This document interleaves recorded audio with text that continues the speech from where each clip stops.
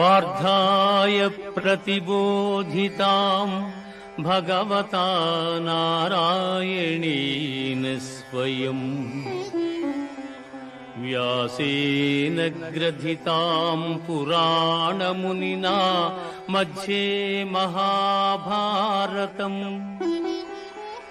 అద్వైతామృతవర్షిణీం భగవతీం అష్టాదశాధ్యాయినీం అంబా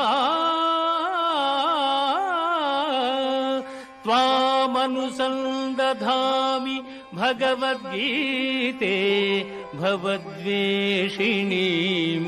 భగవద్గీతే భవద్వేషిణీ.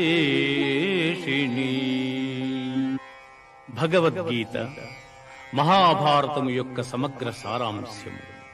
భక్తుడైన అర్జునునకు అనర్చిన ఉపదేశమే గీతా సారాంశము. భారత యుద్ధము జరగరాదని సర్వవిధములా భగవానుడు ప్రయత్నించెను. కాని ఆ మహానుభావుని ప్రయత్నములు వ్యర్థములాయను. అటు పిమ్మట శ్రీకృష్ణుడు పార్థునకు సారథి అయి నిలిచెను.